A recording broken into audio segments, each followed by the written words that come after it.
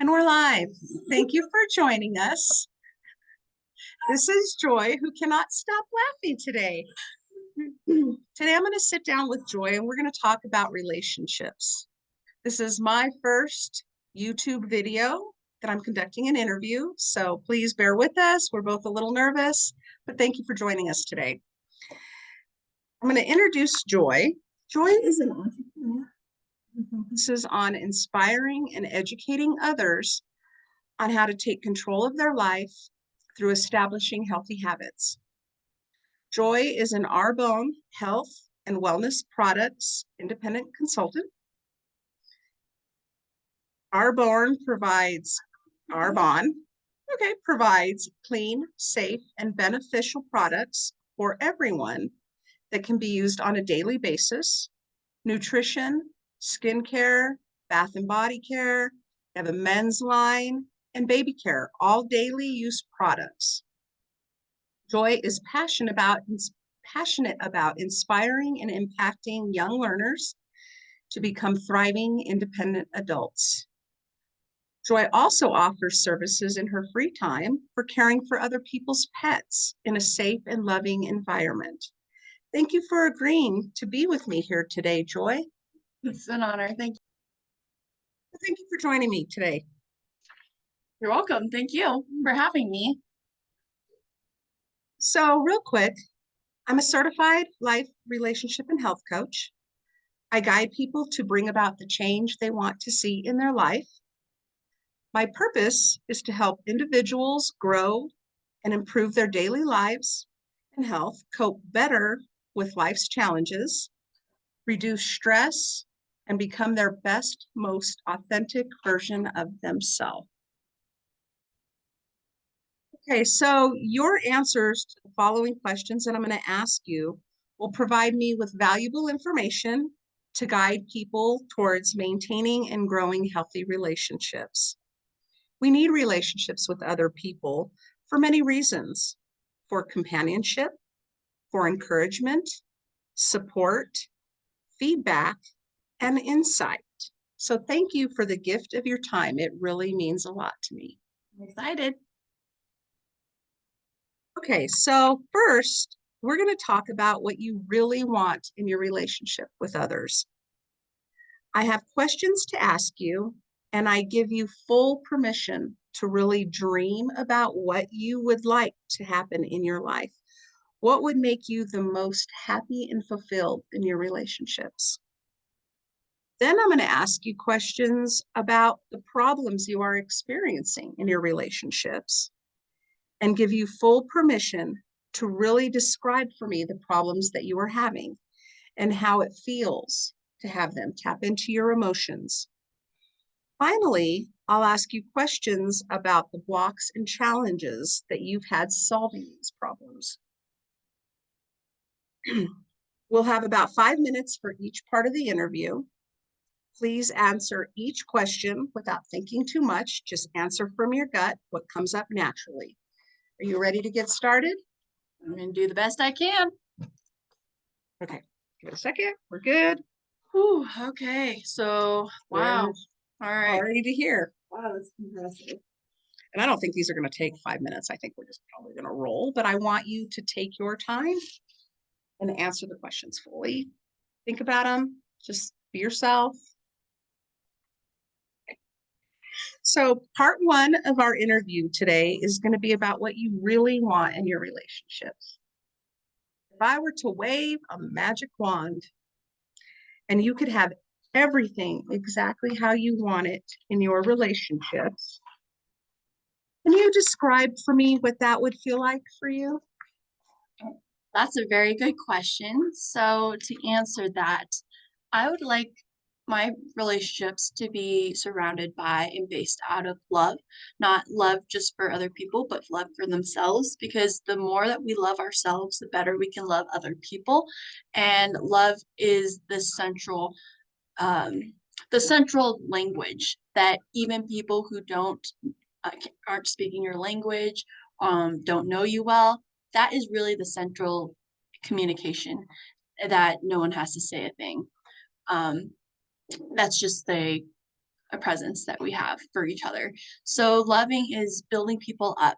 It's encouraging others. It's seeing how we can serve and help other people.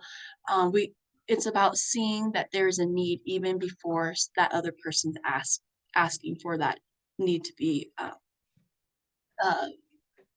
done or met. Yes. And so that is how I see it.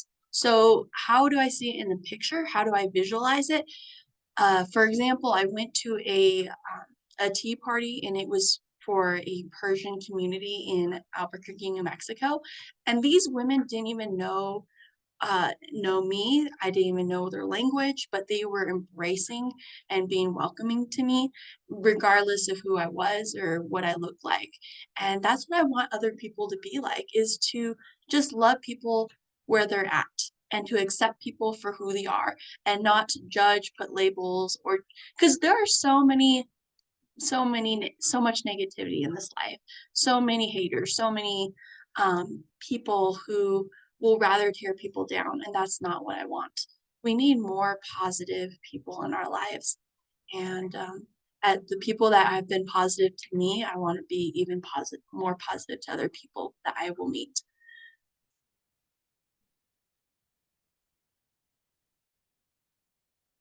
So, Joy, that was really insightful and beautiful. And I can relate to it because it is so important in this world and in this time that we're in that we are more non-judgmental, welcoming, compassionate, empathetic to people in our community, to people we come in contact with even every day. So I really love your answers. On a scale of 1 to 5, how important is having exactly what you just said for you? Okay, is number one the highest and five lowest, or is it backwards? Let's say 5 is the highest. Five. I really believe it's a five because we need community. Even to all those introverts out there, we need each other. And the more that we are together, the better we are. That is wonderful. Okay, so we're going to go to a compelling question now. So there's no magic wand needed for this next question because it's about what is happening for you, not to you, but for you. Now in your relationships that you wish you could change. Take a moment right now and describe how it feels to be where you are in your relationships. Paint me a picture of what your relationships look like that you wish you could change. All right. To answer that question, what I would wish that would change would be the labels and the prior um, con- preconceived notions of who that person is. And I am at fault for that as well. I'm not going to blame it on everybody else, but there are also other people in my life who have preconceived notions of who I am, which is completely not who I am. And so, what I would like to change is to be able to have a refreshed pair of eyes that are willing to see that this person is not the same that they were yesterday, last year, 5 years ago. And that's why we need to see everybody. We need to give them a chance. Even if they look like they're not making any effort, we need to still give them a chance. And so how can this change? Or so you're asking me right now, What is the change you would like to see? what is a change I would like to see? And I I, think you answered that, okay. and that is being non-judgmental and accepting people, like you said, for right where they are.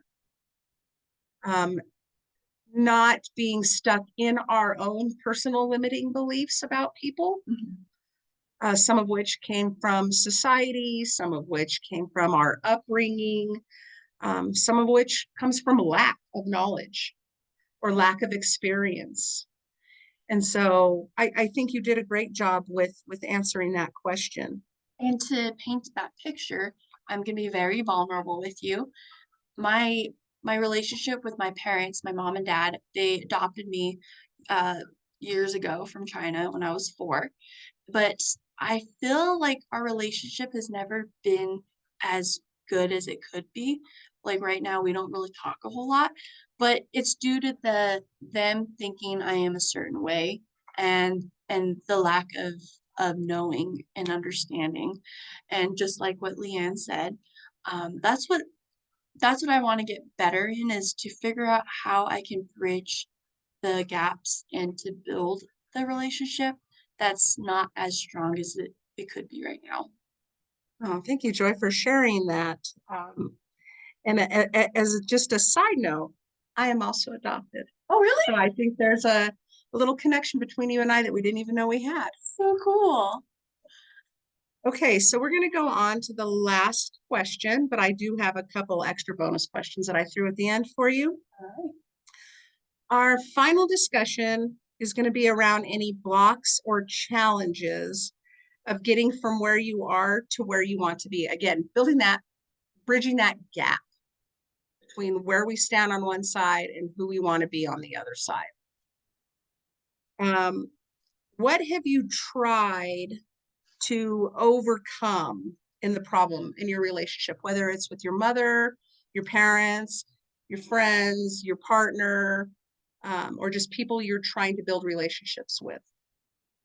So building That's a very good question. So instead of trying to change people, we need to accept them for who they are. And a lot of times I've had issues where I'm trying to change people because I have a refreshed pair of ideas and through things I'm reading, and I just wish everybody could be that way. And then I have to humble myself because not everybody's going to see what I see and understand the way I understand things. And so, wait, am I answering the question right? You're doing Okay. just fine.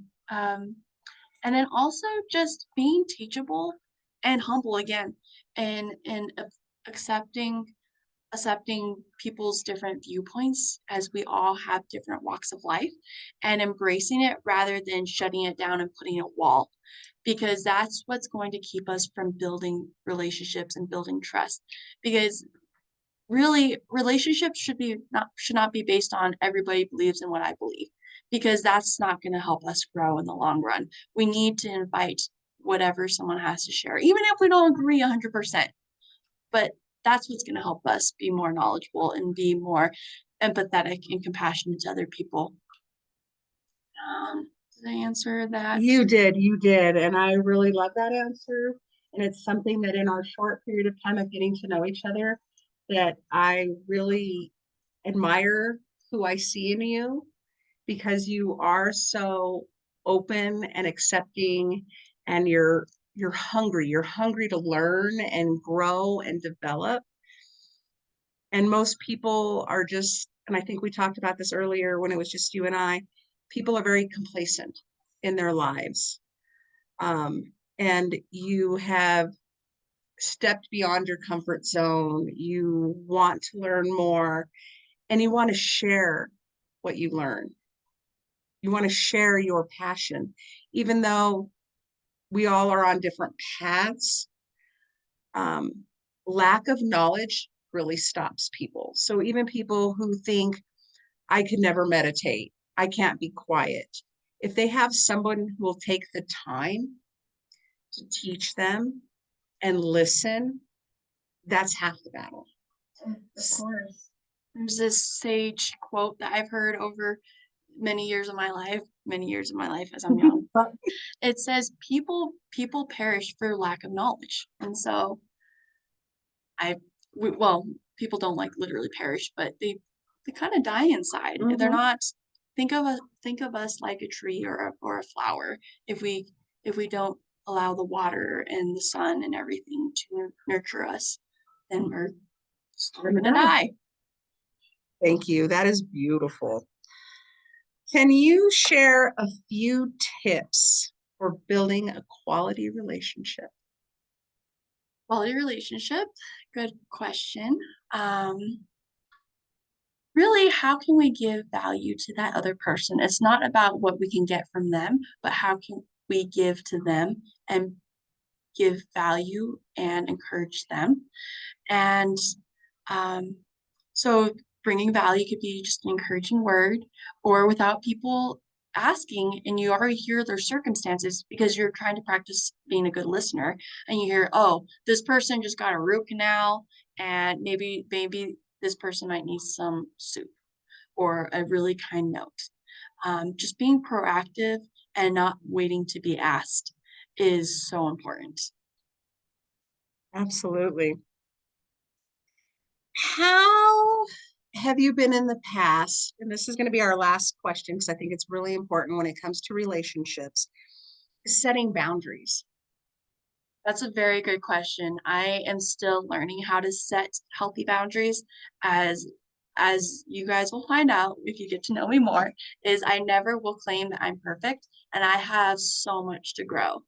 And so in the conversation about setting boundaries, if that person is constantly like a leech where they're just taking, but you're not getting anything, you're not being rejuvenated, you're not being encouraged, you're not getting the energy from that person, a lot of times you got to just say no.